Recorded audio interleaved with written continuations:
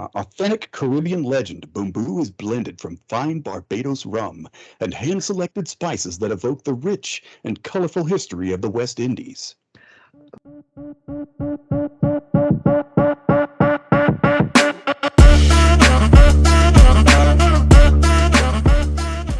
Welcome to Cocktails and Socktails, Clink. the podcast where we make cyber relevant to everyone and unlock the stories of our leading industry professionals. I'm Megan. And I'm Carly. And on today's show, we're going to talk about the illusion of security with the Robert Disney, who's a retired Air Force Pararescue Jumper, aka a PJ, aka a badass. He's a public speaker on resilient leadership and a security technical specialist at Microsoft.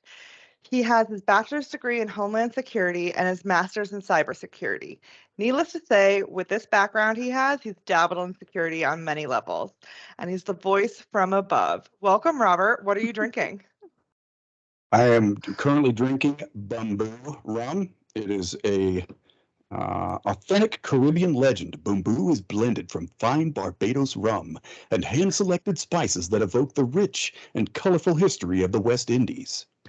Ooh. I feel Is like it we just tasty? need to say not sponsored because it straight up sounded sponsored. But no, excellent. That's excellent. Megan, what are you drinking? Oh shit. Gin and tonic today. Nice. Tangeray and tonic, only the finest. Okay. Carly, how about you? All right. I went a little crazy. I had this chocolate moonshine I wanted to try, so I made a espresso martini. Friends brought it back from Tennessee, so I was like, the perfect opportunity to make this drink. I was really for this expecting show. just like a mason jar with like brown liquid in it. Oh, It's no. like basically that. It's a The martini mason jar glass. has Oh, water. oh, I see. Got it. My Okay. water back. Oh, happy Friday, Anyway. everyone. Yes. Robert, welcome. I don't Thanks even for know where having to start.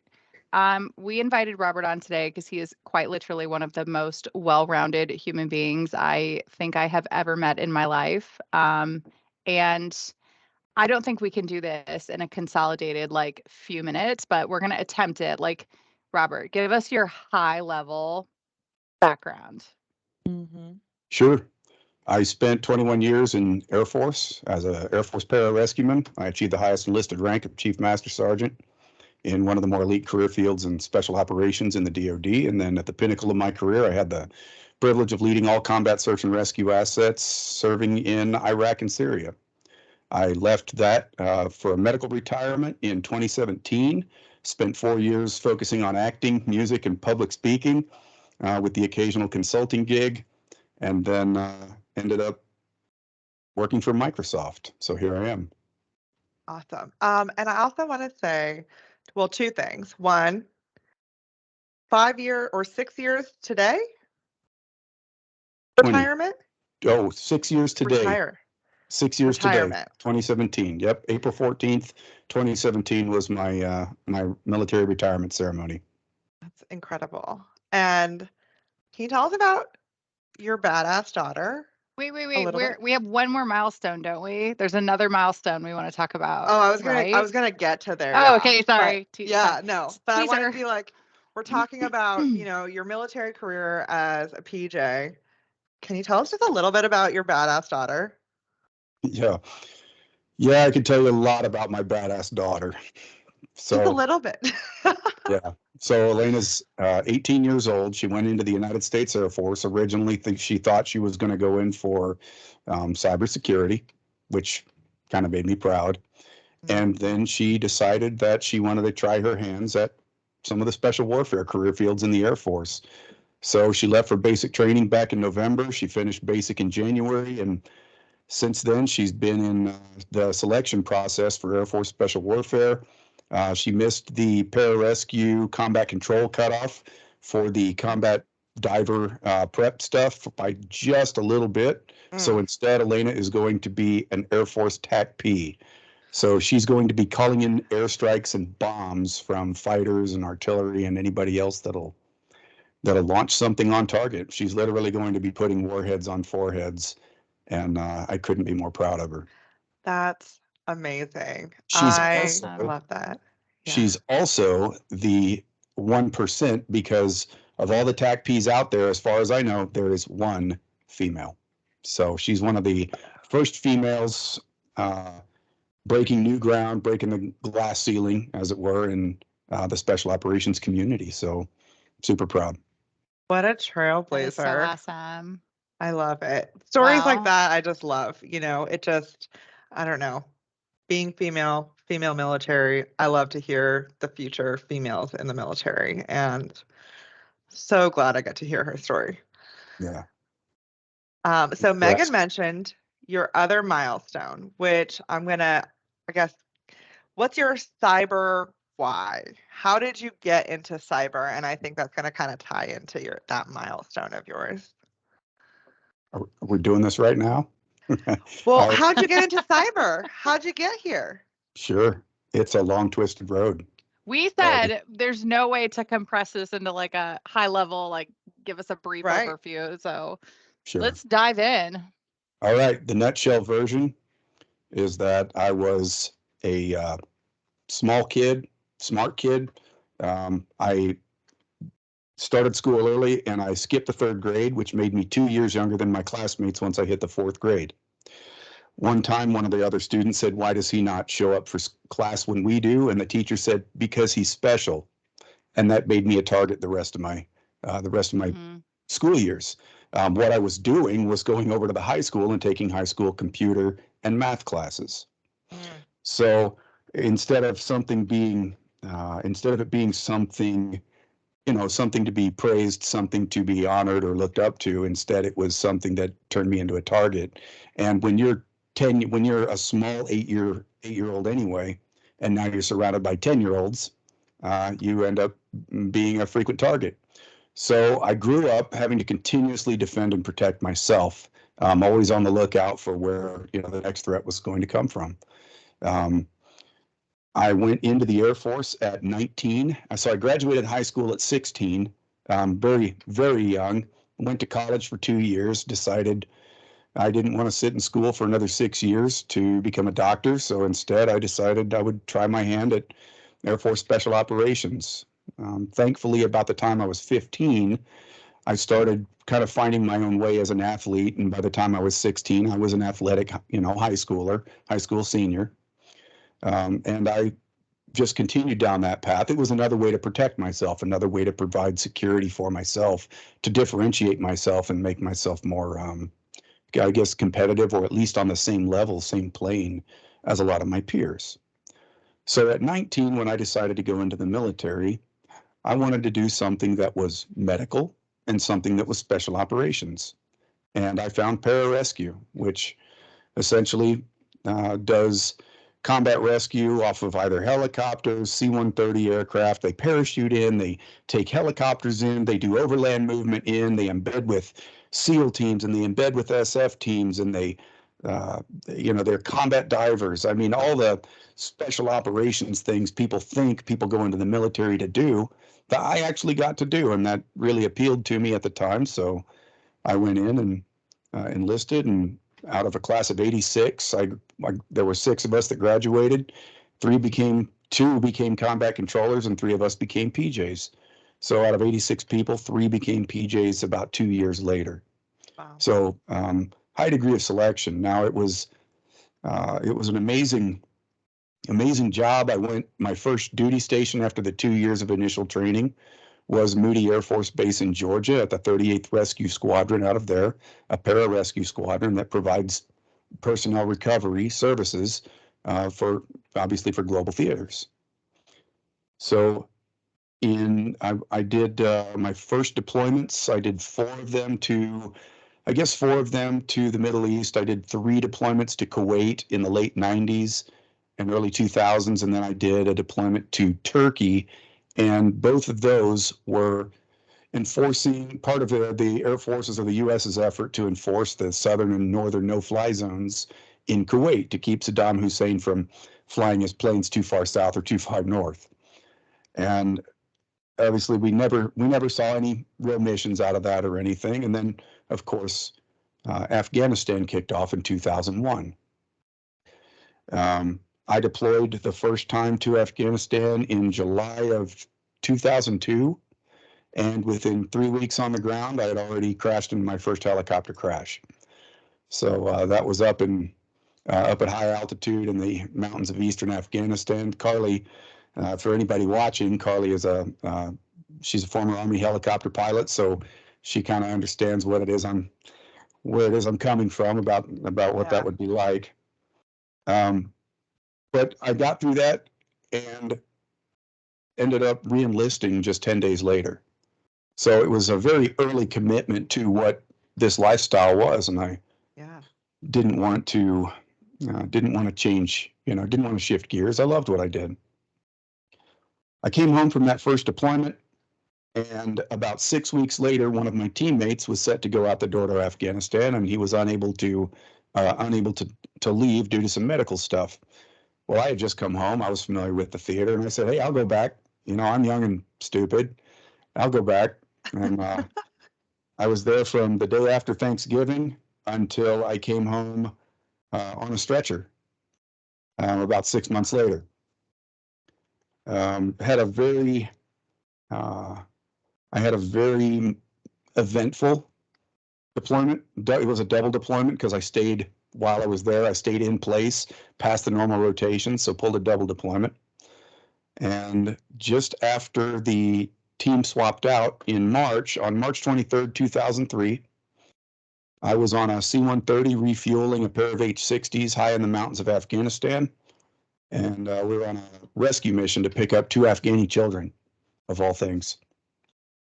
And as we refueled 2 helicopters at low altitude in the mountains of Afghanistan, the helicopter on our left ended up coming off the hose and descended and crashed into a mountainside, and it exploded. Bright orange flames, a lot of screaming, a lot of awful follow-on. And I lost 6 friends in that, including my mentor, a guy named Mike Maltz, Air Force Pararescue Master Sergeant. He had extended and pulled his retirement paperwork so he could go to the desert one last time with the boys. But it killed him, another pararescueman named Jason Plight, young guy, 21 years old, and then, of course, the whole crew of the helicopter. About 4 weeks after that, I'm still in theater. I'm still flying rescue missions. And on April 18th, 2003, Good Friday, matter of fact, that was Good Friday, I boarded a foreign aircraft to fly into central Pakistan, just to go and do a run-of-the-mill training mission. No expectation of combat, no expectation of conflict. And as the helicopter came in and landed, we were ambushed by a faction of Pakistani Taliban on the ground. And they opened fire on us with small arms and AK-47s. And they punched through the side of the helicopter, and little laser beams of light start poking through the side of the helicopter because of the dusty air. And it was very surreal. And within a couple of seconds of the engagement, I got shot in the face. The bullet came in the right side of my face, just up underneath my cheekbone, in this wonderful spot where it looks like I shaved my chops all redneck, but there's a scar tissue there that doesn't grow hair anymore. The bullet punched in underneath my cheekbone, severed the big neck muscle here, a bunch of neck muscle tissue on the way through my ear canal, and exited just a quarter inch to the right of my spine. Severed my jugular vein. All things considered, it should have killed me out there. 3 of us on the helicopter were actually critically wounded, shot in the engagement, and 1 Air Force pararescueman was left uninjured, and he treated and saved the lives of 3 Americans for 45 minutes by himself on the return trip back to base. So that's kind of how I got my early start in pararescue. I just want to pause really quickly. Robert, if I haven't taken the time to tell you before, and if I haven't, I'm embarrassed to say that, but I just want to take a clear moment now. thank you for your service and thank you for your sacrifice. And thank you for all you continue to do for our service members and veterans. Yeah.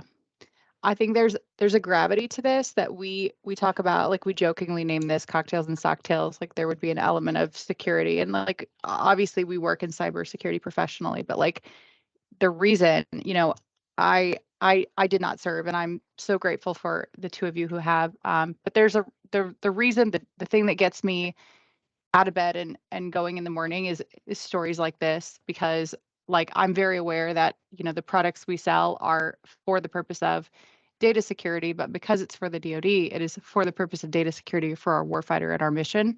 And so it's just stories like these that really keep the thrill alive for me with regard to the importance of what we're doing, and keeping me focused. So thank you for sharing that. And I know that people listening to this will resonate with that. I know that there'll be service members and veterans that listen to this that can resonate with at least a portion of that story, or at least know someone, you know, and also for all the folks who support our warfighters in some capacity. I think that that will really resonate with them. So thank you for sharing that. Of Um, course. yeah, Of it's course. first and foremost. When we talk about security controls and what we're protecting, data is top priority. It's the meat and potatoes, but life is first, right? I mean, that's every single security control we talk to maps back to protecting life, and that's first and foremost. So Sure. I think there's a real gravity, and I just want to like take a moment to bring this kind of full circle, and like why that would be a relevant story for this podcast in particular is because like yes, socktails, but like really what are we all here to do fundamentally, especially with regard to like what we do for the Department of Defense, and that is protecting data, SOC, protecting network, perimeter infrastructure, all this good stuff, but for the purpose of protecting life. So just to bring it full circle. So Sure. anyway, Yeah. No. thank you again. Thank you for sharing. Yeah, definitely. Yeah, I was on a customer call, so we do sales. So anybody that listens to this is probably going to be in the same type of business or industry that we're in. And he said, "Look, I get it. I mean, I get it. You guys are Microsoft. I understand you're profit focused." And I stopped him right there. I said, "Absolutely not." I said, "I'm a retired Air Force Pararescue chief. I was that first before I became a cybersecurity specialist. And I am mission motivated. I am mission focused. I'm focused on providing you with the best mission I can, so that you guys can protect assets and protect lives and secure our national interests. And if I don't think that what I have meets that need or is what you need, I'm not going to try and sell it to you. I'm not here to be a used car salesman. I have no interest in doing that whatsoever. I'm here to provide for your mission." So I think it all kind of ties it in with, I think my background helps make me a more effective sales specialist. And while Microsoft might say, "Oh, he's not focused on selling, he's not focused on generating revenue," no, I am for the sake of the business, but I work for the customer and not for Microsoft. That's how I see it. Yeah, and I think that's a really great perspective. And I, try and have that perspective as well. I'm, similar to you, like having that background of service to then kind of be on that other side and seeing all that kind of goes into supporting the front line, to Yeah. supporting the warfighter. Um, it really opened my eyes. And I mean, that happened like when I first started, when I was working for DoD before coming to Microsoft. Um, and it really felt like I was still serving in a sense. I'm just serving in a different capacity. And I That's think right. a lot of people who are civilians, for the government or who work in relation to the government view it as supporting that front line. Like, yes, there is, the bottom line for, the higher ups, but those who kind of interact with that, like that's why we do what we do. And so I love that. Right. So with all of that experience, like how, and like, especially like that injury that you had, you guys were on a training mission or just a training flight, just kind of going out, safe. How did, your thoughts on security change when you're doing something that you thought was safe turning into almost losing your life and the lives of the people you were with? Sure. That's a great question. Up until that point, I was in an environment where I was good at my job. I was good at the tactics. I was good at the shoot, move, communicate. I was good at the medicine. I was good at the technical rescue stuff.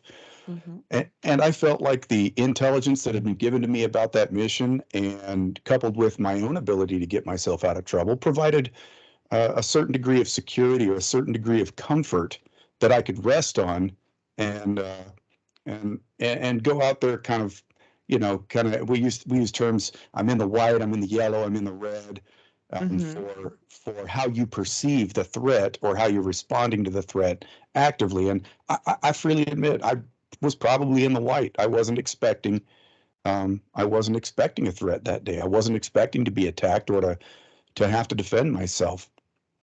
So I understand now, looking back, and I understood at that time that what those militants on the ground had taken from me in that moment, it wasn't my beautiful face. I mean, let's be honest. Still there. What they had, what they had taken from me was not my security. Because if my security had been in place, they couldn't have taken it from me. Right. What they took from me was my illusion of security. I believed that everything was in place to provide for a safe, invulnerable experience. And instead, they took that illusion away from me. It was an illusion. I believed that I was safe, and I was not. So that feeling of being taken advantage of being vulnerable, of having the rug pulled out from underneath you, and having a new hole put in my face, or two of them, technically one on the back, made me rethink what security is and rethink how I prepare myself in any given situation. I looked at how I posture myself physically. How do I look? Do I go into dark alleys, unarmed or unprepared? Do I need to improve my self-defense capabilities? Do I need to work more on my tactics? Do I need to think more about the analysis of intelligence on target? And really, how can I share my own experiences with other people so that they can also avoid those same pitfalls? So this concept of my cyber why being to prevent others from being victim to the pitfalls of the illusion of security, kind of brings me to where I am today. It shaped my life. Within 2 years of that incident, I was pursuing a bachelor's degree in Homeland Security, so still thinking security minded. And it was Homeland Security with a concentration on terrorism studies. I have an undergraduate certificate in weapons of mass destruction. I have no idea what that means, but they gave it to me, and it sounds really, really cool.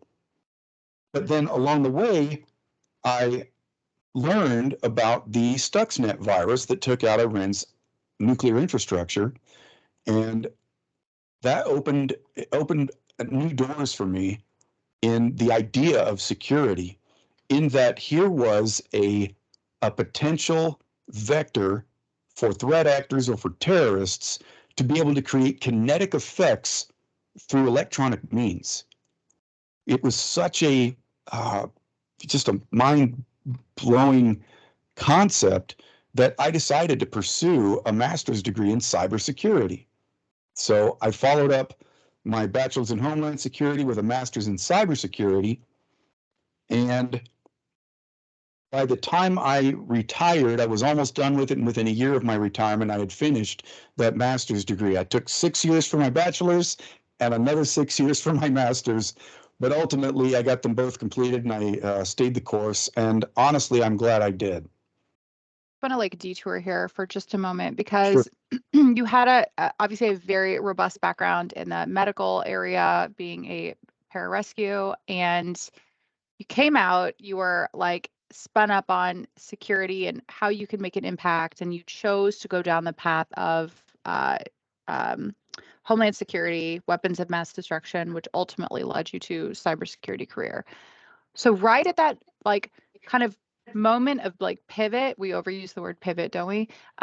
Why cybersecurity and not the medical field? No, I can give a solid answer for that. So at some point, as I was going through deciding what to go for in a graduate degree in graduate studies, I considered, do I knock out the prereqs for med school? Have you ever tried to knock out a biology lab or a chemistry lab by correspondence, or tried to find a university that can do it? So No, but Go if ahead. anybody could do it, it would be you. I just want to say, like, the reason I'm pursuing this question is because, like, Robert Disney could have been a great number of things, including probably gone the medical route quite easily with your level of aptitude and the background that you had coming out of the Air Force. I knew, Megan, that eventually the pararescue train was going to stop moving. It was going to pull in at my stop, and I would step off of it for the last time. And I would take off the beret and the uniform, and what I had with me at that moment would be all I have to go forward with.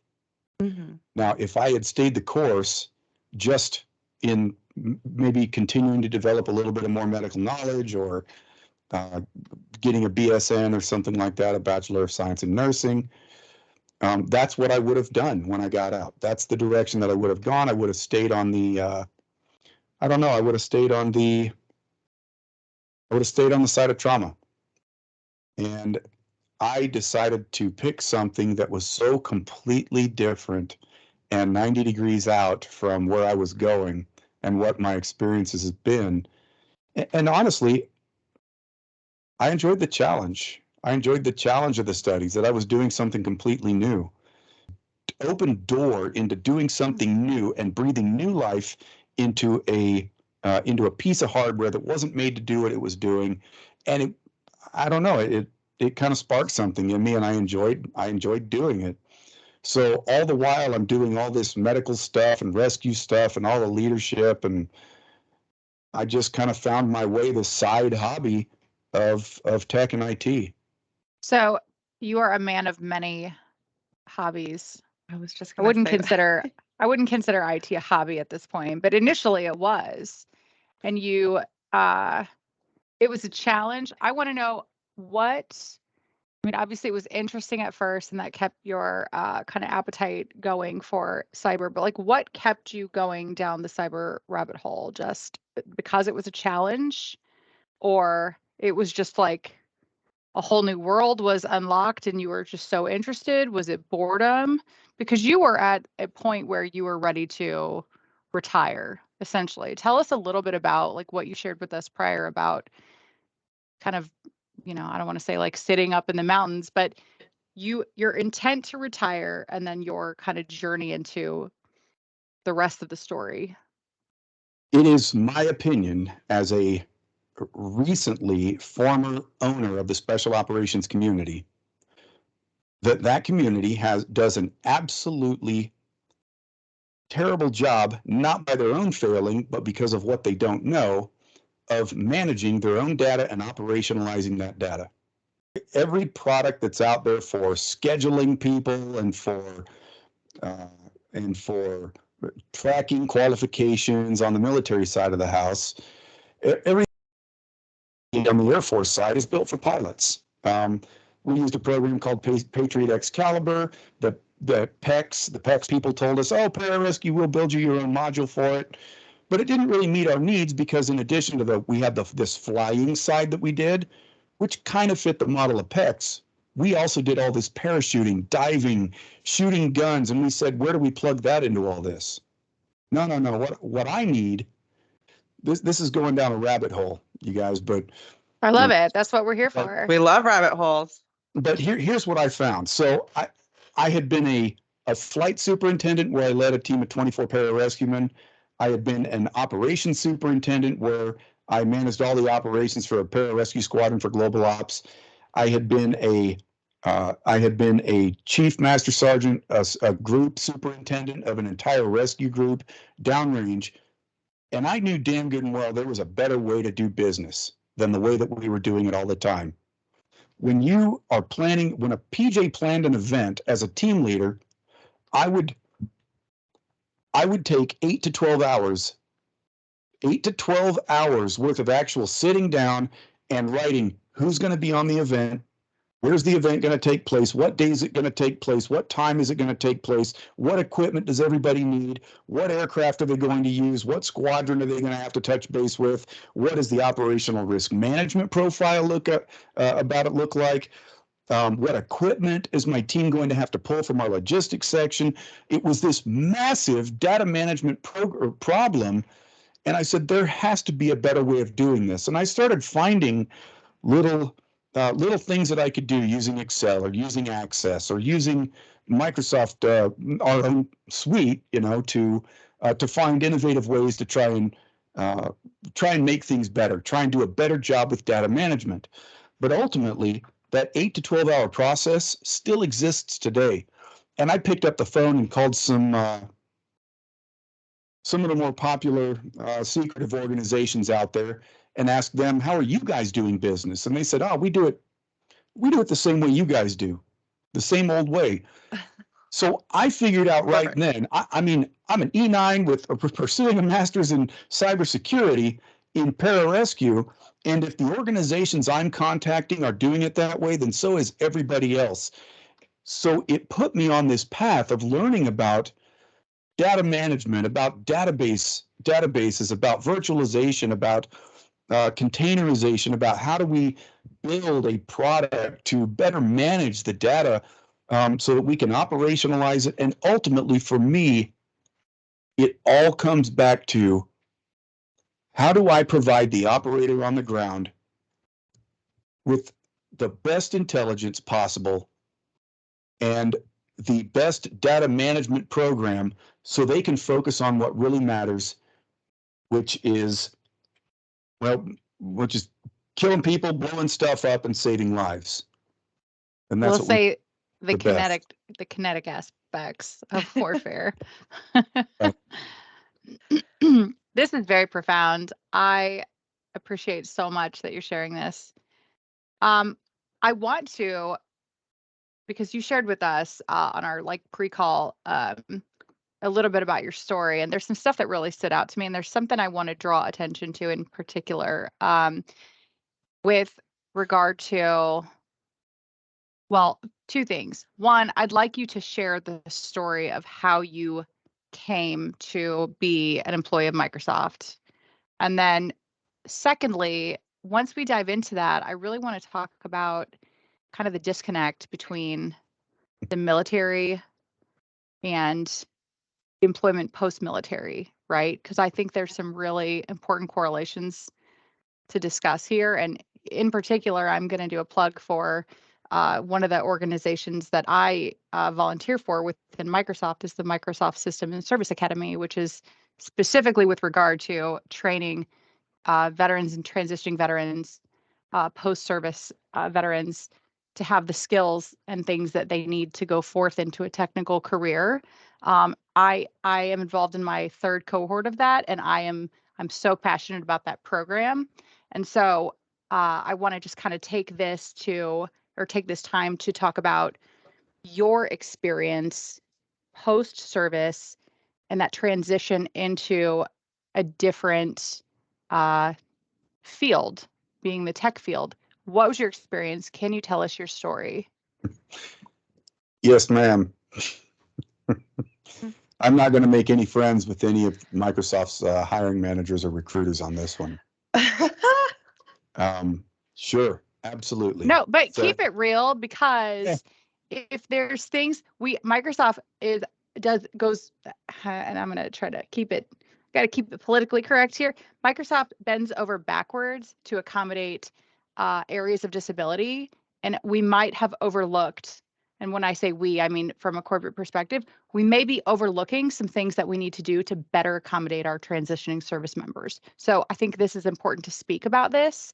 I think this is important to kind of escalate up the leadership chain, because I think that, like, once you share your experience, and some things that I have heard through the MSSA program is that there's some different types of accommodations that need to be made with regard to hiring those who have sacrificed most significantly Yeah. in defense of our nation. So I think this is an important thing to talk about, if you don't All right, mind.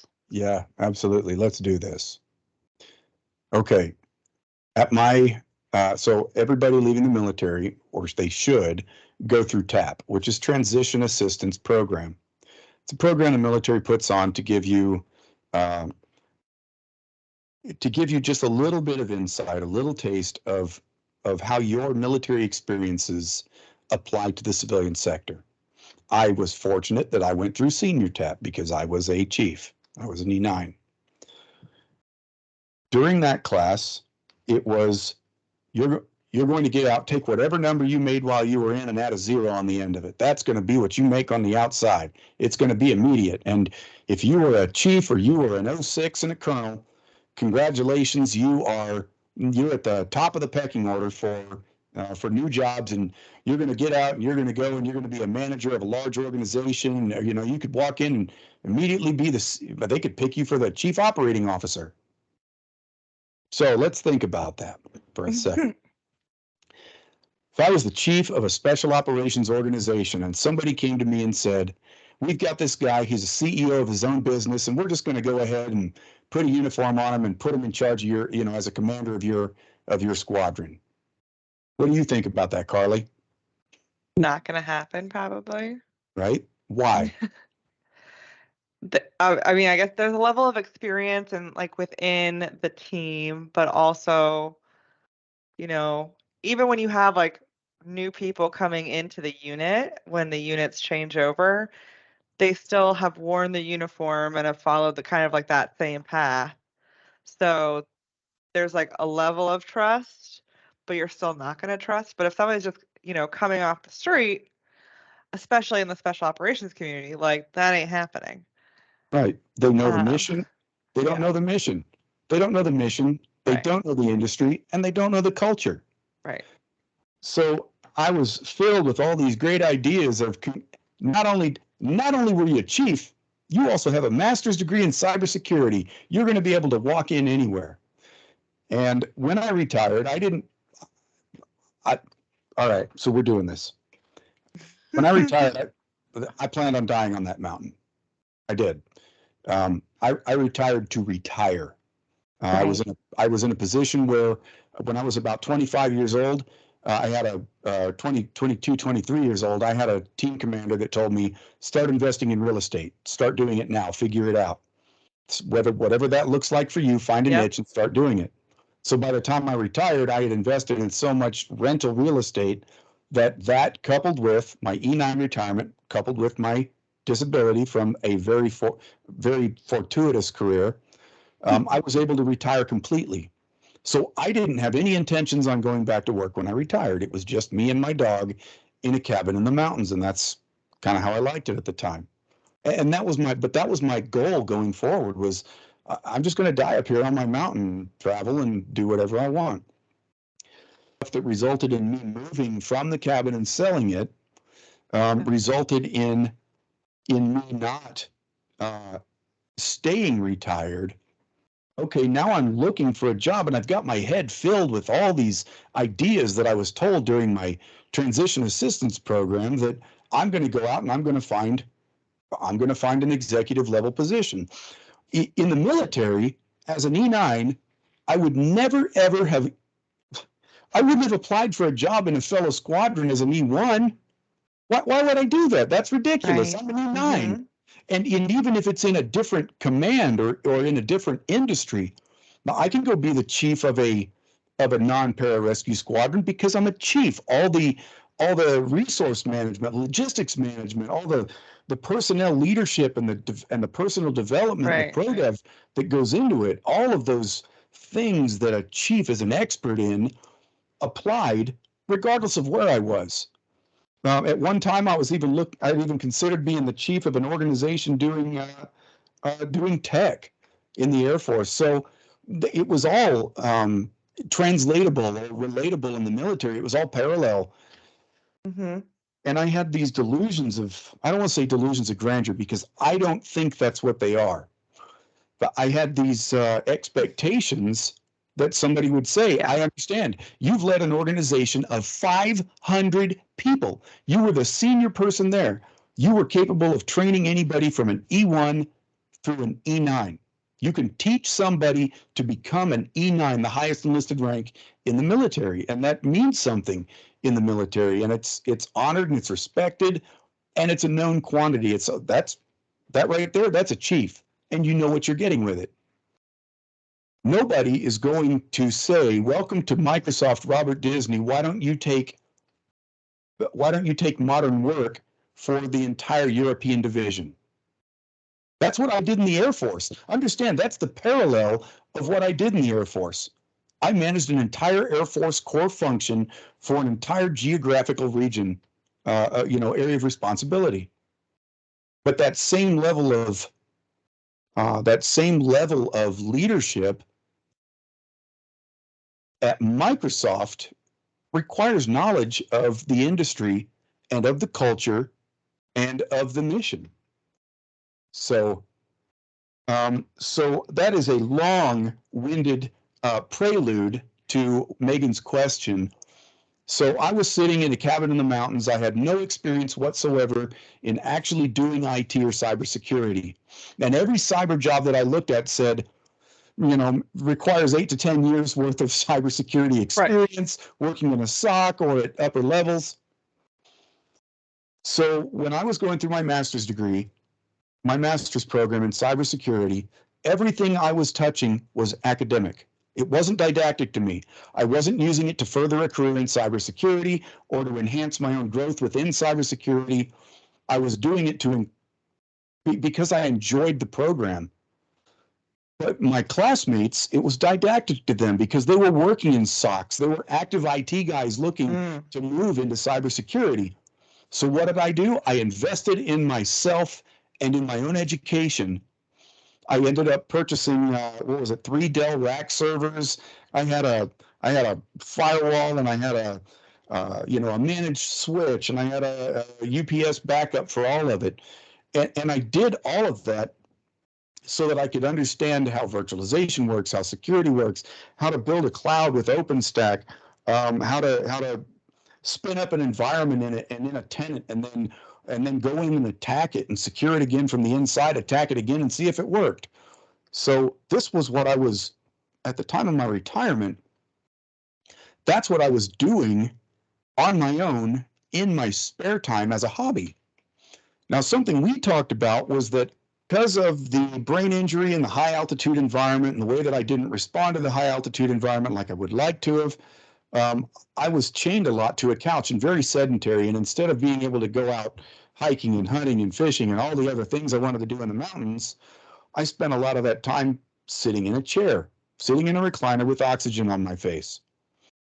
One of the most valuable things that I can give another veteran who is transitioning from the military, regardless of the career field they're looking at going into, is to leverage their own community and their contacts, their peer group for opportunity. I'm very fortunate in that I had a friend who used to be an Air Force network warfare officer. And he became an Air Force combat rescue officer who is a pararescue officer.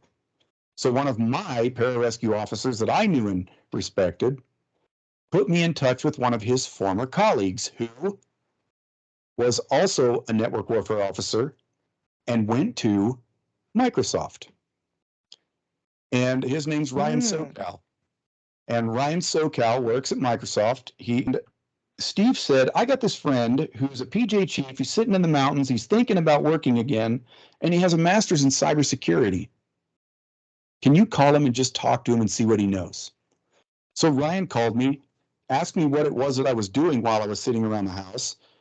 And I described some of it to him. And he said, I'm going to be honest, Rob, you're actually more technical than I am. So I want to call a friend. I want to phone a friend right now and do the, what was it? Who wants to be a millionaire or whatever? Yeah. I want to phone a friend and have him just chat with you about tech stuff and see kind of where you are. Well, that friend was somebody that people that are on this call right now know and either love or don't love. It's Jeff Schnegelberger, our global black belt in security for DoD. And Jeff called me, and he really stuck it to me. He asked me a lot of very technical questions, asked me what I was doing with tech, threw a lot at me, and kind of said, "Okay, yeah, Ryan, this guy actually, he's kind of scary. He's kind of a unicorn. He knows his stuff, and he's not working in tech. What do we do with him?" He said, "Well, let's keep him on the back burner and keep our eyes open." So when Jeff left the TS position and went to the global black belt, and another TS job came open, Jeff called Ryan and said, "Hey, your buddy Disney, have him float his resume up to us." Now, interesting fact, when I sent my first resume to Ryan, he didn't even pass it to Jeff. He looked at it and he said, "This is crap." He sent it back, said, "This is crap, rewrite it and take out all the military jargon, all the acronyms, and do your best to just put it in the most simple terms as possible." And I'll be honest with you guys, it was things like, I'm a hand-to-hand combatives level 3 instructor. I'm a combat dive supervisor. I'm a military free fall jump master. I didn't even know how to write a resume. I knew how to tell somebody what I did, but not how to write a resume. Yeah. Ryan sent it back and said, I think it might have been Schnegs that said it. He said, "Everything you're doing on a daily basis with your servers, I want you to put it in a big list on the front page of your resume." Manages SMB shares, builds clouds environments from scratch, literally builds OpenStack clouds from scratch, penetration tests those clouds, goes back in and secures these clouds, and then re-penetration tests them to test its effectiveness. And it was this big long list of stuff. And of course, on the back page, I put, "And I'm also still a paramedic and a combat diver and a free fall instructor." But the value of putting relatable experience to the position that I'm applying for on a resume was such that it got the attention of the hiring manager. And I have to hand it to her. I gotta hand it all to Sarah Thrall. Sarah Thrall interviewed me. I had her, Dwayne Barb, our identity god, and Vishal, who was at the time, I believe, a CSA or one of the CSA managers. They were on my interview loop, and they stuck it to me hard. They did not go easy on me at all. But they made it entirely about cybersecurity, what I could bring to the team for cybersecurity, what I brought to the team for general professionalism, leadership, teamwork, followership, and my background in public speaking, acting, public presentation, that we think this guy would be a good risk to take as a cybersecurity specialist. And the reason I say a risk is because I had absolutely zero background professionally in either cybersecurity or sales, and they hired me into a cybersecurity sales position. Well, I think that just has a lot to say about who you are. And I mean, Megan and I talk about this all the time. Sometimes it's not about, checking the boxes. It's what can you bring to the team? There's like potential in there. And are you going to be a good fit? Like, you could have more, like, you could have all the experience, but if you don't, send out good vibes or whatever, like, and you're not going to vibe with the team, then someone who has less experience but could fit into the team well will. And I love that. I agree. And your appetite for learning, I think like Yes. really there's two kind of things that, I mean, if I were a hiring manager at Microsoft that I would employ and the kind of what I have seen, and I think in particular, you mentioned Sarah Thrall also hired me, took a risk on me. And I think first an appetite for learning, because in the technology industry, you will never stop learning. If you stop learning, it will be the end of your career, That's right? right. And I had said in many an interview, I might not have 25 years of experience doing this, but I can learn faster than the average person that carries around 10, 15 years of experience. Like I promise you, I can learn faster than them.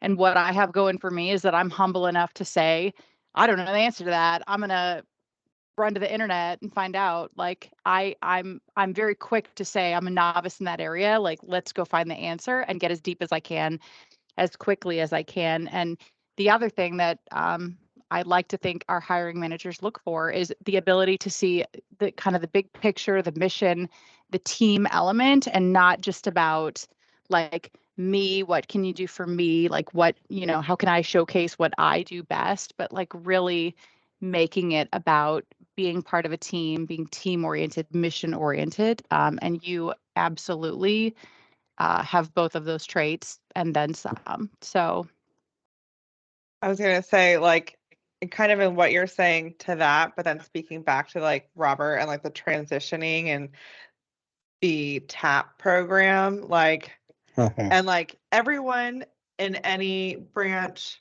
or location has a different experience. Like, I have a friend going through, he's getting ready to retire, and he's literally sitting in on meetings where they're like, there's this job about like fixing trucks. He's like, we have more experience than just being, maintenance guys, right?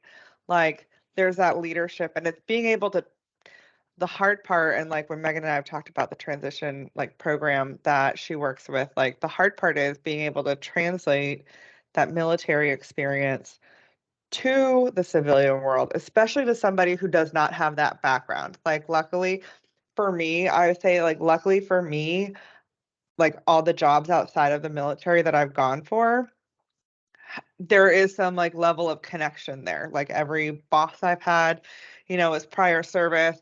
And so they hear my job or my, prior MOS, or see that I was like an officer in the military. They're like, okay, she at a baseline has this or knows this. But people who don't have any connection don't know what they don't know. So they can't glean that from, you know, got out of the army as a first lieutenant, 6 years in the guard. Like they don't see that inane leadership stuff. And I think that's the hurdle for service members to get over, is like how to be able to make that translation. But then having people like Sarah who are, more than willing to take a chance because of like that appetite for learning and that drive and that work ethic that comes with that type of background. But I had a question, because with all your non-experience in cybersecurity, first of all, you were way more technical by the time you were like trying to come into Microsoft than like I was. Um, do you implement any type of cybersecurity at home? I just want to know. I know the answer is yes. probably not. Like, what do you do at home? And then are there things that somebody who does not have that understanding, because it can be complex. I try and describe like, what I do to friends, and because that helps me with my job. But are there things that people can do at home to make their homes like more secure? So Awesome. it's two-part. What do you do, and what can the average person do? Because you are well above average. Those are probably two different things. So what do I do? Let's back up a little bit. So when I moved to the cabin, I had I had data caps. I was on a satellite internet because I didn't have a land-based internet. I darn sure didn't have fiber or something like that. I didn't even have the option of a broadband-based internet connection. So I had to be on satellite. I was on a satellite internet, I won't name it, but it wasn't Starlink. It had a 600 millisecond ping. So imagine this conversation with that kind of gap between my hearing you talking and then being able to respond. It was non-functional, but at the same time, it had data caps, and the data cap was low. I think it was probably 25 or 50 gigs or something like that. It wasn't very much. And if you think a movie on Netflix at 4K will eat 5 gigs like it's nothing, I mean, I watch a few movies and I've lost all of my internet. Mhm. So I started looking into, okay, how do I provide security and beat this data cap thing?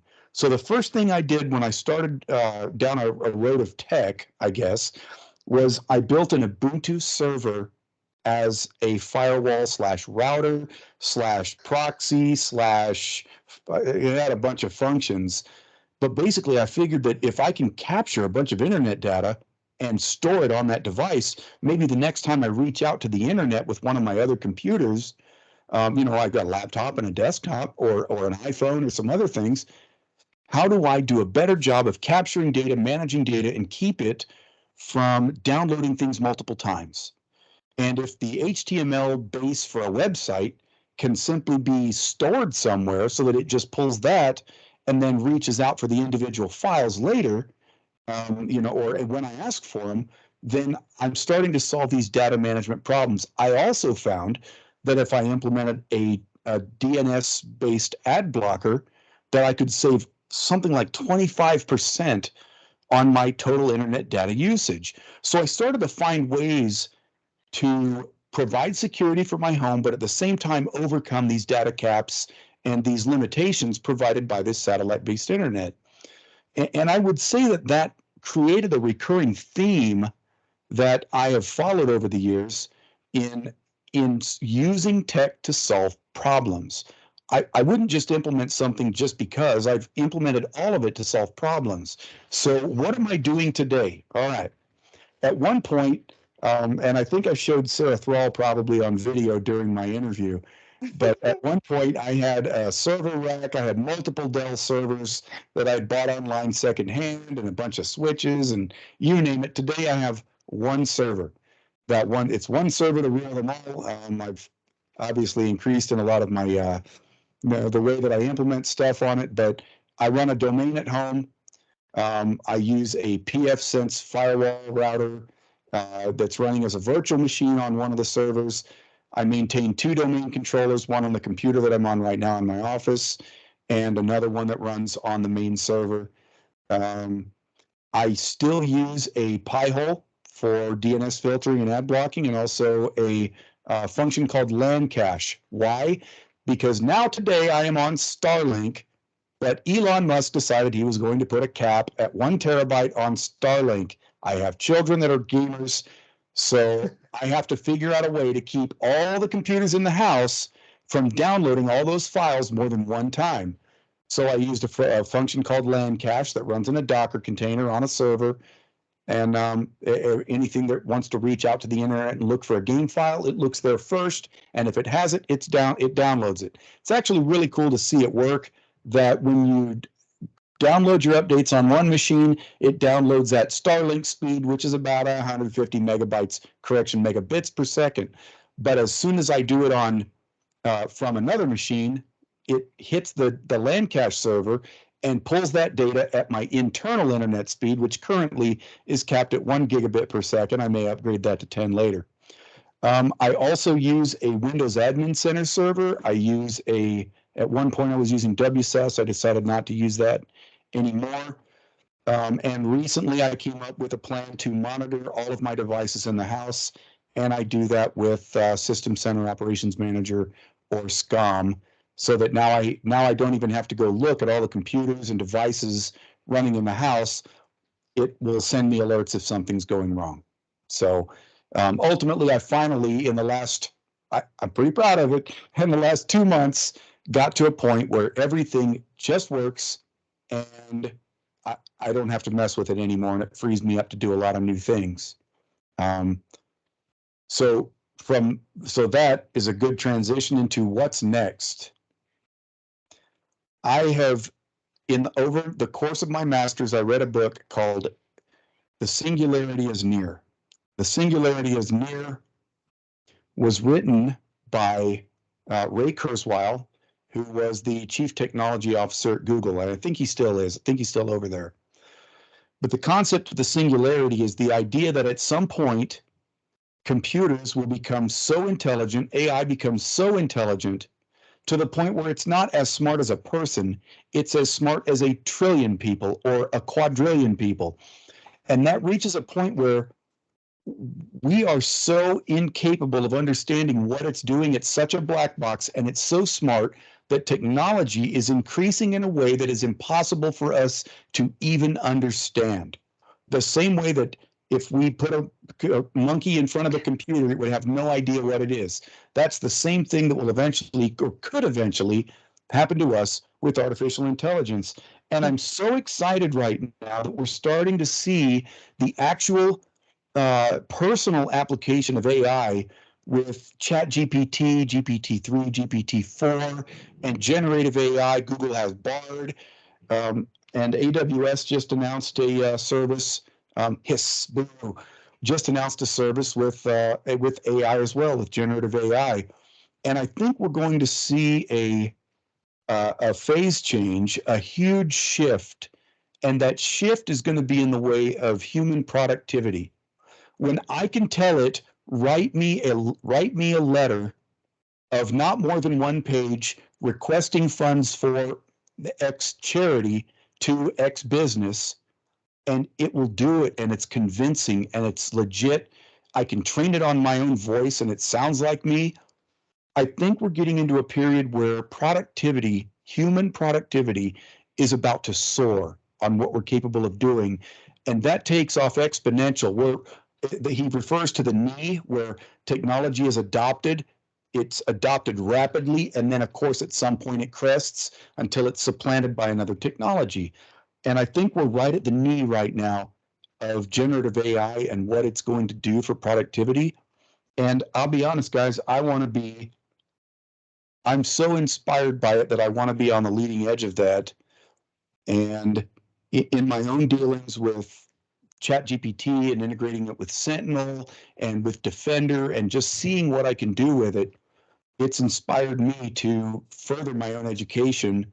And I am starting a master's program this summer, Master of Engineering program in artificial intelligence and machine learning through the University of Illinois at Chicago, which, thanks to my disability and veteran status, I will attend for no cost to me, thanks to the state of Illinois. So, yeah. That's excellent.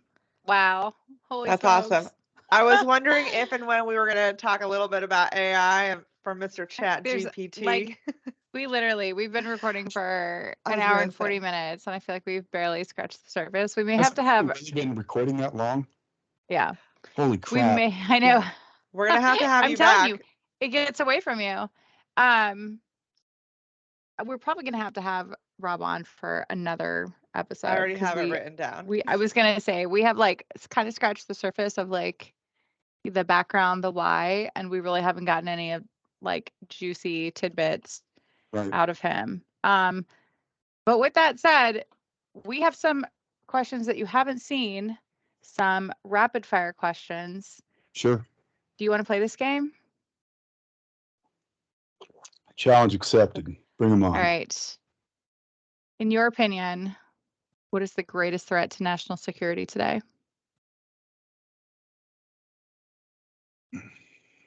A China-Russia alliance, and coupled with vulnerabilities in classified information, accessibility, and definitely cyber terrorism. Concur. Nation state level cyber Yeah. terrorism. Concur. 100%. What is the greatest area of cybersecurity risk to the DoD?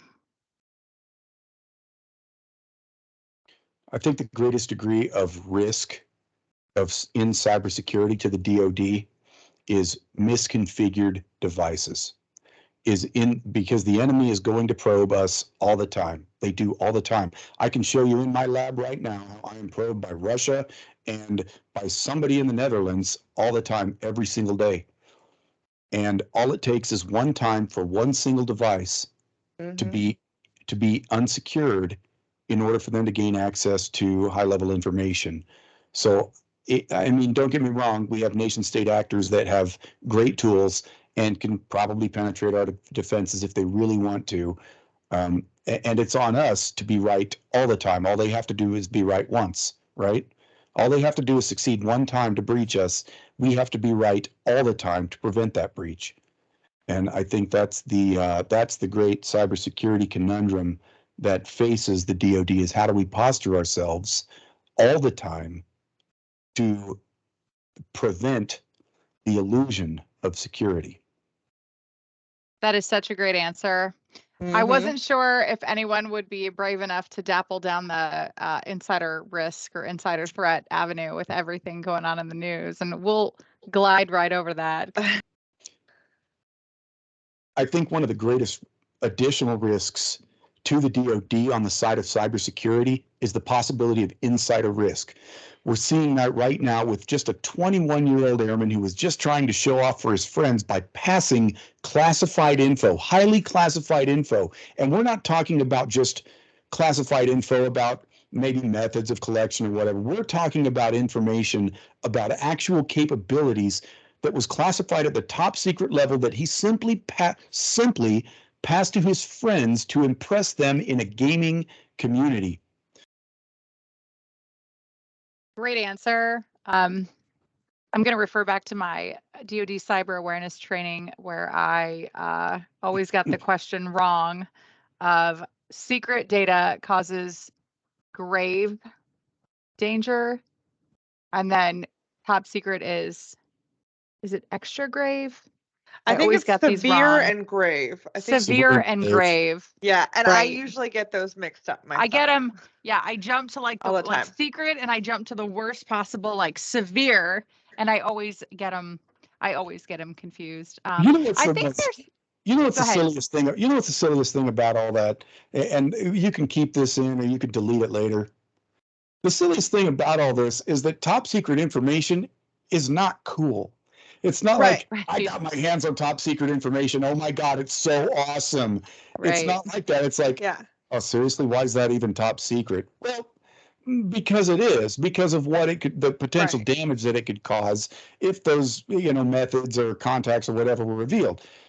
It's not, oh my God, I'm so cool because I have access to classified information. There's a lot of classified information out there that is not sexy, that people just simply wouldn't care about. But what it does is it enables further information that That's correct.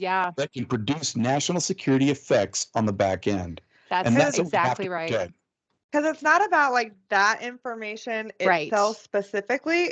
What is that referring to? Or like I always think about like when I used to work in like the skiff, and our CFO used to like cause a scene that she had to take her Fitbit off in order to go into meetings in there. Yeah. And there was one day I was like, ma'am, it's 100 steps from the door to the conference room and back. If you just want to add that to your, she's like, I don't know why, like, who's going to hack my Fitbit? I'm like, it's not your Fitbit. It's not your data on your Fitbit. It's not your steps. It's what does your Fitbit connect to?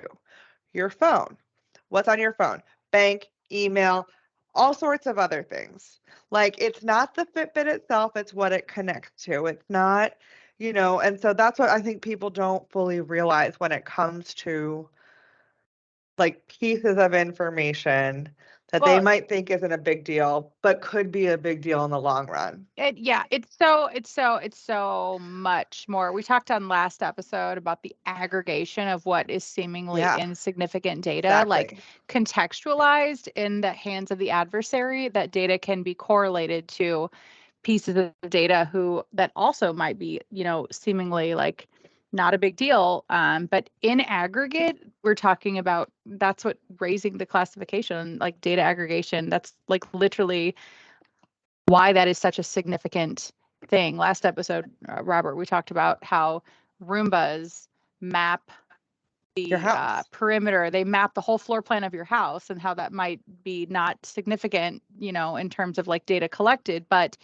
correlated to the correct piece of data that could be extremely advantageous to an adversary. And the fact that with the inception of AI as just a commonly available tool, we just don't know where technology is going to be in 6 months and what the correlation of those data points might mean for the average citizen. So And take this into consideration. The Fitbit watch that a lot of people wore, they were wearing in Iraq. They Yeah. were running around installations, and people that were on those installations were people with security clearances, and there were locations you could search on a global map where people are using their devices, and Yeah. no kidding, see the running tracks that people had taken around classified installations in the That's Middle right. East. Yeah, I mean, that's it right. was a total compromise of security. Yes. Again, Right. the illusion of security, right?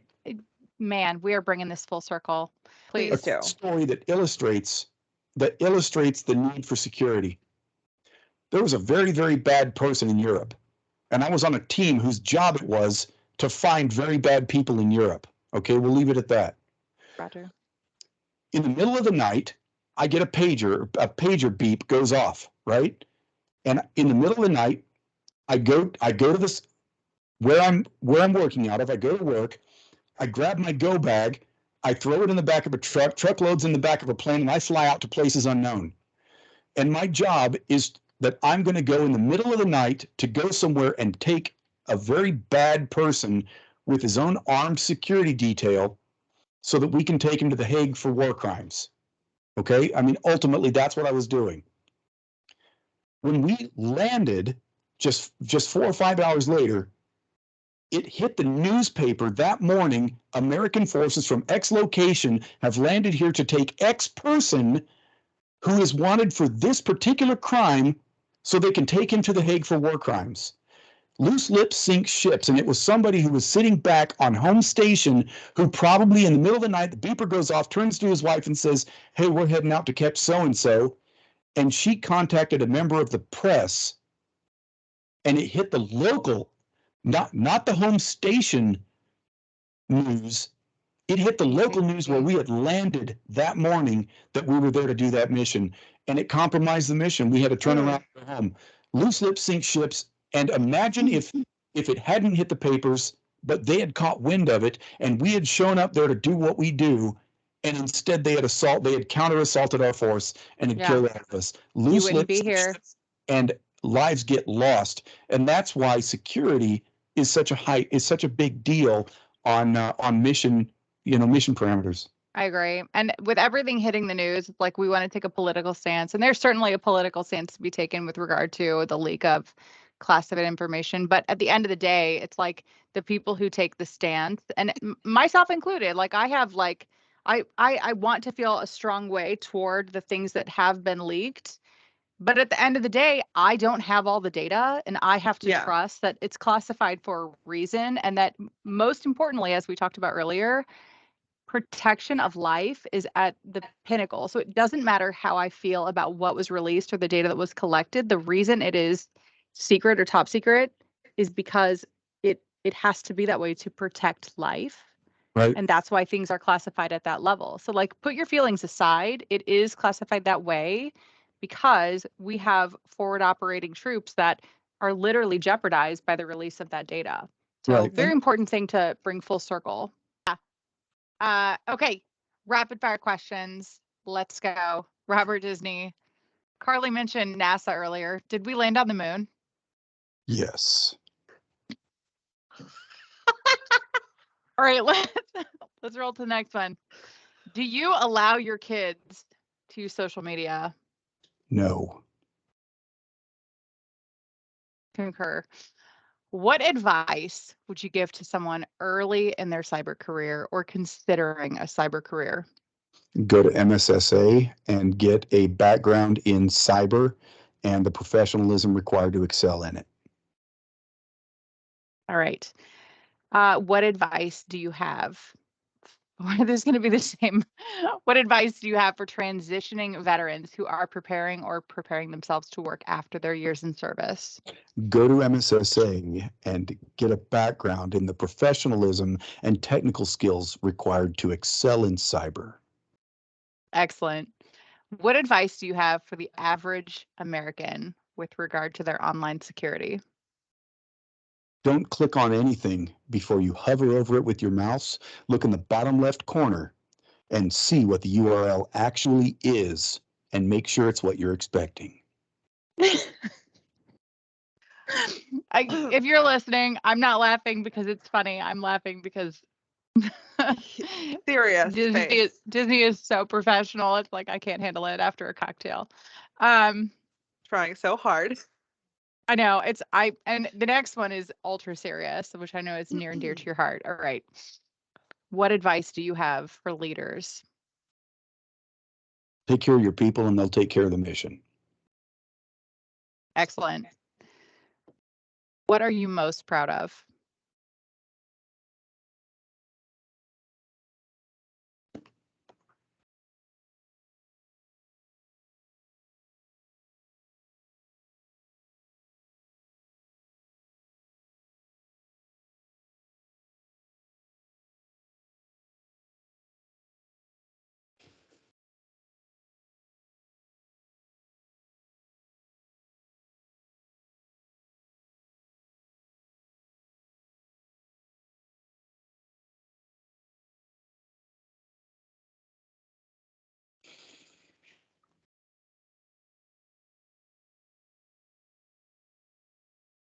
I am most proud of the fact that I have been given the honor and the distinct privilege of being able to affect the lives of people that I love. To be able to develop and further the careers of people who followed in my own footsteps. To be able to save the lives of people that I didn't even know and just happened into their midst. And to be able to change the lives of my family and my kids and help put them on a better path for tomorrow. That's what I'm the most proud of. I think it's incumbent on all of us to train our replacement, that is our highest calling, all of us. To train somebody to replace us that will be even better than we were at whatever it is that we did.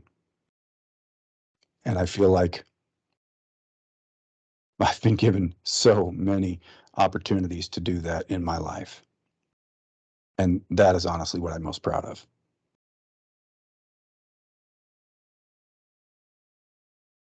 All right. Last question. Raise your hand if you're in the Robert Disney fan club. There is no Robert Disney fan club. There is now. Is ever in the Robert Disney fan club, you are the Robert Disney fan club. Well, that might be true, but there's 2 of us now, so look out. And I imagine with Ready for Elena more. and Jen, there's 4 of us, so. Well, you just double the numbers then. Robert Disney, the man, the myth, the legend, paramedic, musician, cybersecurity warrior, distinguished veteran, leader. What else can we add? Author, public speaker. Father. What else? I'm father, husband. I know I'm missing things, but yeah, it is quite the honor to get to talk to you today. And I cannot tell you what your service means to us. I mean, it has broader reaching implications, more than just this team and more than cybersecurity, et cetera, but the broader implications of mission and national defense. And for that, again, I thank you. And I thank you for appearing on our podcast today. Truly, Megan, Carly, the honor is all mine. Thank you. Thanks for listening to Cocktails and Socktails, the podcast where we make cyber relevant to everyone and unlock the stories of our leading industry professionals. And thanks again to the Robert Disney for joining us.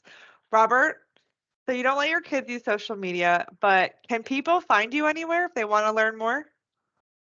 You can find me on LinkedIn.com, and you can also look at robertdisney.com if you want to learn a little bit more about me. I also run recently a local blog called tsdemolab.com. That's tsdemolab.com, where I muse about all things tech. I love Awesome. it. And we'll put all of that down below in the show notes, and including, again, like I said, where you can find our guests. And as always, you can find us here on YouTube every single Wednesday. Make sure to subscribe to this channel, like this video, and hit the notification bell so you don't miss a beat. Cheers. Cheers. See you next Cheers. time. Clink. Clink, clink. We really.